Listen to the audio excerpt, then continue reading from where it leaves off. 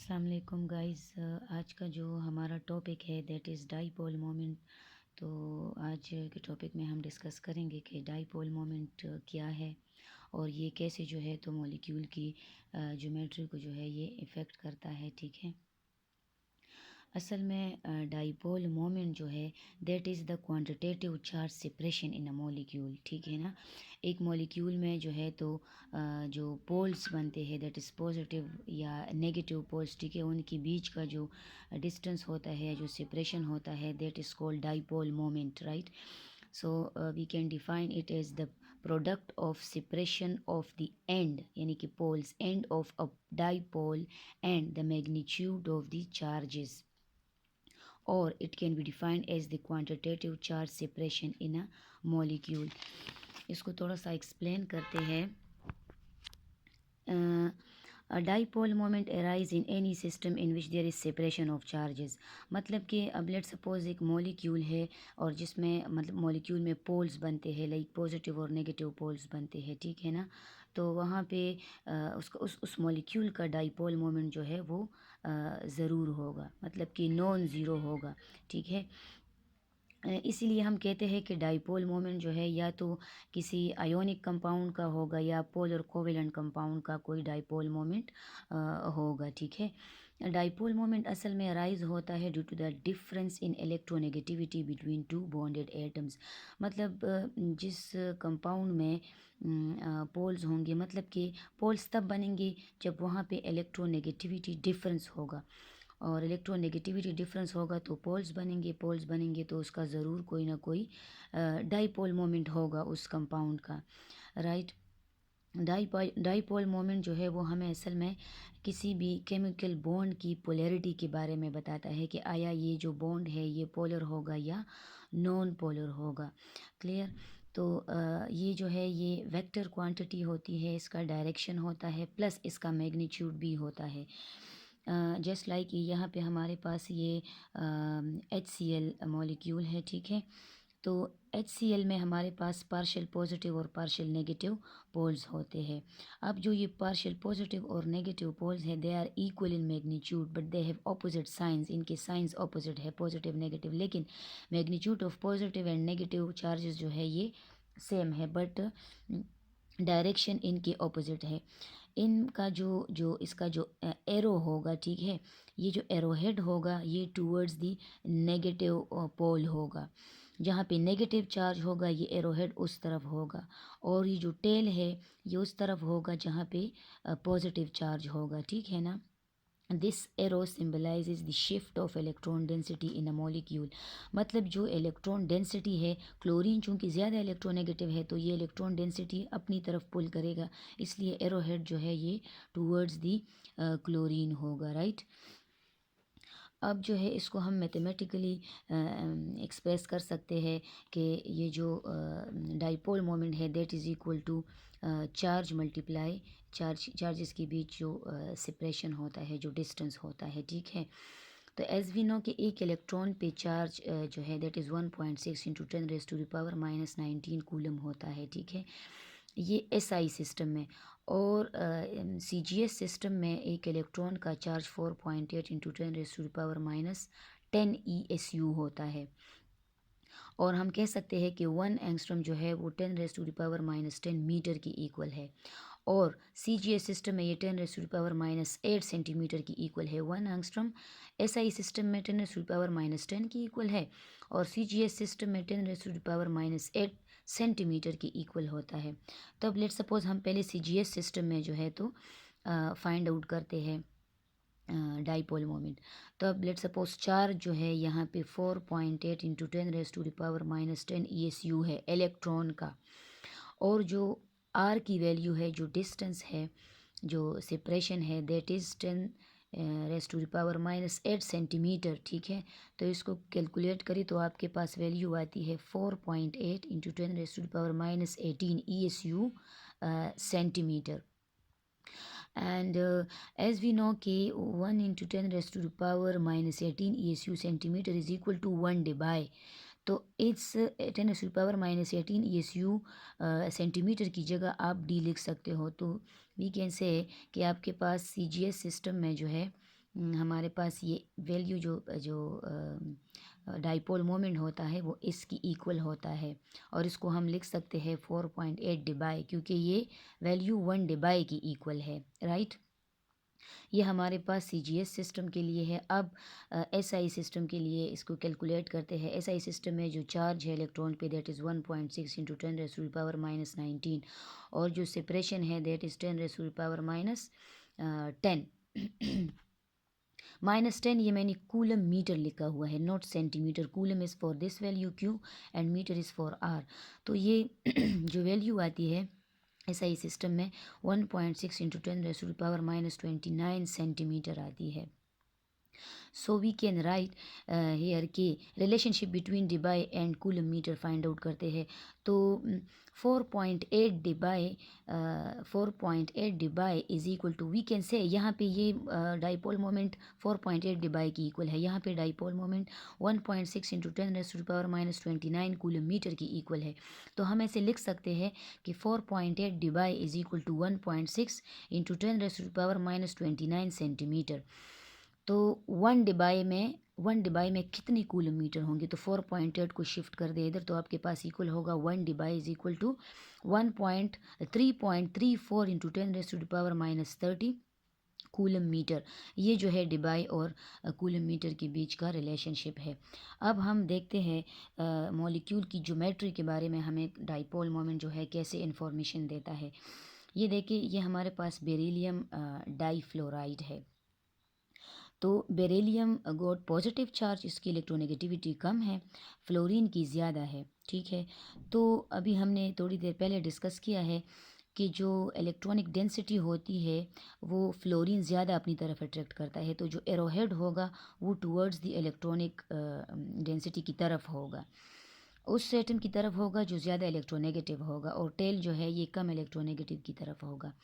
तो यहाँ पे बेरिलियम डाईफ्लोराइड जो है ये, इसका डाइपोल मोमेंट जो है ये ज़ीरो होगा, ये एक दूसरे की इफ़ेक्ट को कैंसिल कर रहा है, ठीक है, एक दूसरे की इफ़ेक्ट को कैंसिल कर रहा है। टू बॉन्ड डाइपोल, इसका बॉन्ड डाइपोल, इसका बॉन्ड डाइपोल जो है ये कैंसिल आउट हो रहा है। देखिए, two dipole moments are equal in magnitude and opposite in direction, so they cancel the effect of each other, तो डाइपोल मोमेंट इसका ज़ीरो होगा। वाटर में ऑक्सीजन जो है ज़्यादा इलेक्ट्रोनेगेटिव है, तो देखिए यहाँ पे इसका डाइपोल मोमेंट जो है ये 1.84 डिबाई है, ये ऐड हो रहा है, इफ़ेक्ट इसका ऐड हो रहा है, कैंसिल नहीं हो रहा। अब ये हमारे पास कार्बन डाइऑक्साइड है, कार्बन डाइऑक्साइड का भी जो डाइपोल मोमेंट है वो ज़ीरो है। इसी तरह नाइट्रोजन, अमोनिया में नाइट्रोजन ज़्यादा इलेक्ट्रोनेगेटिव है देन हाइड्रोजन्स, तो इसका भी ये इसका जो डाइपोल मोमेंट है वो भी ऐड हो रहा है, सब टूवर्ड द नाइट्रोजन है, तो इसका डाइपोल मोमेंट 1.47 है। जो एलुमिनियम ट्राईफ्लोराइड है या बोरोन ट्राईफ्लोराइड है, एलुमिनियम ट्राईक्लोराइड है या बोरोन ट्राईक्लोराइड है, तो इनका डाइपोल मोमेंट ज़ीरो होता है। अब हमारे पास यहाँ पे एक और कंपाउंड है, ठीक है कोई अनसेचुरेटेड कंपाउंड है, ठीक है, तो इनके जो क्लोरीन है, क्लोराइड्स अटैच्ड है, ये ऑपोजिट साइड पे है ना, एक यहाँ पे है और एक जो है इसके बिल्कुल ऑपोजिट है, तो ये एक दूसरे की इफेक्ट को कैंसिल कर रहा है। इसका डाइपोल मोमेंट इस डायरेक्शन में है क्योंकि क्लोरीन ज़्यादा इलेक्ट्रोनेगेटिव है देन कार्बन, और इसका डाइपोल मोमेंट इस तरफ है, तो ये एक दूसरे की इफेक्ट को कैंसिल कर रहे हैं, तो इसका डाइपोल मोमेंट ज़ीरो होगा। अब यहाँ पे क्लोरीन जो है वो सेम साइड्स पे अटैच्ड है, तो यहाँ पर जो डाइपोल मोमेंट होगा, नेट डाइपोल मोमेंट इसका ज़ीरो नहीं होगा बल्कि इसकी कुछ वैल्यू होगी, तो हम कहते हैं कि डाइपोल मोमेंट इसका नॉन ज़ीरो वैल्यू है। अब आपकी बुक में आयोनिक कैरेक्टर गिवन है कि ionic character is equal to observe dipole moment divided by ionic dipole moment, कुछ इस तरह से गिवन है कि ionic character is observe dipole moment, इस साइन के लिए ये साइन डाइपोल मोमेंट के लिए है, और आयोनिक डाइपोल मोमेंट, ठीक है। तो ये आर की वैल्यू, dipole moment is equal to charge multiply R होता है सेपरेशन, तो आर की वैल्यू जो है ये कांस्टेंट है 0.92 एंगस्ट्रॉम, और ionic character of hydrogen fluoride हमने यहाँ पे फाइंड आउट करना है, तो आर की वैल्यू ये है। Observe dipole moment for hydrogen fluoride is 1.97 debye, ये ऑब्जर्व है एक्सपेरिमेंटल। अब जो आयोनिक है वो हमने यहाँ पे कैलकुलेट करना है, क्लियर। तो आयोनिक में अब हमें ये आर की वैल्यू चाहिए होगी। और क्यों? चूँकि हमने पहले इसको फाइंड आउट किया है ये ESU यानी कि CGS सिस्टम में हमने फाइंड आउट किया है इलेक्ट्रोस्टैटिक यूनिट। तो ये देखिए यहाँ पे हमारे पास ये 4.10 ten to power -10 multiply 0.92 ten to power -18। ठीक है, तो ये जो है हमारे पास इससे आंसर आएगा that will be 4.4 into 10 raised to the power -18। ये सेंटीमीटर और ये ESU। तो यहाँ पे ESU सेंटीमीटर। अब ये 10 raised to the power -18 ESU centimetre that is equal to 1 debye, ये पहले डिस्कस हो चुका है। तो 4.4 डिबाई हम लिख सकते हैं, इस पूरी वैल्यू की जगह हम डिबाई लिखेंगे क्योंकि ये 1 डिबाई की इक्वल है। ठीक है, ये रिपोर्टेड वैल्यूज़ है। तो आयोनिक कैरेक्टर जो है ये आप यहाँ पे ऑब्जर्व वैल्यू में आप ये वैल्यू लिखोगे 1.97 डिवाइडेड बाई 4.4 डिबाई मल्टीप्लाई 100। तो आपके पास जो हाइड्रोजन फ्लोराइड है दैट इज़ 44.5% आयोनिक है ये। ठीक है ना। इसी तरह हाइड्रोजन क्लोराइड का भी हम कैलकुलेट कर सकते हैं दैट इज़ 18% आयोनिक कैरेक्टर है। हाइड्रोजन ब्रोमाइड का 11% है और हाइड्रोजन आयोडाइड का जो है ये 7% है। अच्छा गर्ल्स, अब हम फाइंड आउट करेंगे कि एक्सपेरिमेंटली जो है हम डाइपोल मोमेंट को कैसे फाइंड आउट कर सकते हैं। ठीक है, तो यहाँ पे हमारे पास जो है ये कंडेंसर अटैच्ड होते हैं। ठीक है, मतलब कि you can say electric plates होते हैं। ठीक है, लेकिन अभी यहाँ पे हमने ये जो है ये ऑन नहीं किया। Electric forces are not here. ठीक है, in the absence of electric forces जो है ये जो हमने अंदर मॉलिक्यूल रखा हुआ है। ठीक है, जो मॉलिक्यूल्स हमने रखे हुए हैं वो ख़ुद को उन्होंने रैंडमली अरेंज किया होता है।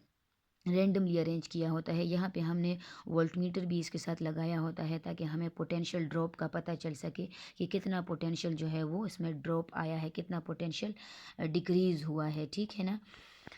तो जब हम बैटरी के साथ इसको कनेक्ट करते हैं, कनेक्शन यहाँ पर भी है लेकिन यहाँ पे कोई इलेक्ट्रिसिटी, कोई चार्जेस फ्लो नहीं है। अब यहाँ पे हम जो है बैटरी को ऑन कर देते हैं तो इधर जो है इस कंडेंसर पे या इस प्लेट पे नेगेटिव चार्जेस आ जाएंगे, इस प्लेट पे पॉजिटिव चार्जेस आ जाएंगे। तो जो हमारे पास ये जो मॉलिक्यूल होगा ये ख़ुद को ऐसे जो है ये रोटेट करेगा। एक किस्म का टॉर्क इफ़ेक्ट यहाँ पे प्रोड्यूस होगा क्योंकि ये पॉजिटिव प्लेट है और ये नेगेटिव है। ठीक है ना। तो पॉजिटिव तो एक दूसरे को रिपेल करेंगे, तो लिहाजा ये जो बी है ये इस तरफ आ जाएगा लाइक यहाँ पे जो आया है, और ये ए जो है ये इस तरफ नेगेटिव प्लेट की तरफ ख़ुद को जो है ये ऐसे अलाइन कर लेगा। तो ये देखें नेगेटिव पॉजिटिव और पॉजिटिव नेगेटिव। ठीक है ना। अब देखें यहाँ पे मैंने जो है एक्सप्लेन किया हुआ है कि there is electrostatic force of attraction between, ये जो आपके पास ये पोल है पॉजिटिव पोल और ये नेगेटिव जो चार्जेस है। ठीक है ना, प्लेट पे इस नेगेटिव चार्जेस और इन पॉजिटिव जो आपके पास पोल है इनके बीच electrostatic force of attraction generate होता है। इसी तरह इस कंडेंसर पे जो पॉजिटिव चार्ज है या इस प्लेट पे जो पॉजिटिव चार्ज है और जो यहाँ पे मॉलिक्यूल का जो पोल है नेगेटिव पोल, इन दोनों के बीच जो है इलेक्ट्रोस्टैटिक फोर्स ऑफ अट्रैक्शन जो है वो जनरेट हो जाती है। ठीक है, there is electrostatic force of attraction between the negative plate and positive charge species. ठीक है ना, इन दोनों के बीच if the electrostatic force of attraction are strong there will be greater charge separation. ठीक है ना, अगर ये इंटरेक्शन इन दोनों के बीच स्ट्रॉन्ग है और इन दोनों के बीच स्ट्रॉन्ग है तो जो चार्ज सेपरेशन होगा ये ज़्यादा होगा। क्लियर है, there will be greater charge separation क्योंकि इसको भी ये नेगेटिव प्लेट खींच रहा है और इस बी को भी ये पॉजिटिव प्लेट जो है अपनी तरफ अट्रैक्ट कर रहा है। तो there will be greater charge separation. If there is maximum charge separation then maximum energy will be consumed. जब ज़्यादा चार्ज सेपरेशन होगा तो ज़्यादा एनर्जी जो है कंज्यूम हो रही है क्योंकि यहाँ पे जो है फोर्सेस ऑफ अट्रैक्शन क्रिएट हुए हैं, तो मैक्सिमम जो है यहाँ पे एनर्जी जो है ये कंज्यूम हो रही है। ठीक है, तो जितनी ज़्यादा एनर्जी कंज्यूम होगी तो यहाँ पर हमने वोल्टमीटर लगाया होता है, तो यहाँ पे जो है जितनी ज़्यादा एनर्जी कंज्यूम होगी उतना ज़्यादा पोटेंशियल जो है ड्रॉप होगा। ठीक है ना। तो जितना ज़्यादा पोटेंशियल ड्रॉप होगा, ठीक है, जितना ज़्यादा डिक्रीज़ इन पोटेंशियल डिफरेंस आएगा, इसका मतलब है कि ये जो कंपाउंड है ये ज़्यादा पोलर है। ठीक है, maximum decrease in potential difference is directly proportional to maximum polarity. तो पोटेंशियल डिफरेंस में जब जो जितना ज़्यादा डिक्रीज आएगा, इसका मतलब है कि कंपाउंड जो है ये ज़्यादा पोलर है। अगर तो मिनिमम डिक्रीज़ आया है पोटेंशियल डिफरेंस में, या मिनिमम ड्रॉप आया है पोटेंशियल डिफरेंस में, तो इसका मतलब है कि जो जो कंपाउंड है ये लेस पोलर है, लेस पोलैरिटी है। और अगर कोई चेंज नहीं आया पोटेंशियल डिफरेंस में, तो इसका मतलब है कि कंपाउंड जो है ये बिल्कुल नॉन पोलर है। इसका मतलब है कंपाउंड जो है वो नॉन पोलर होगा।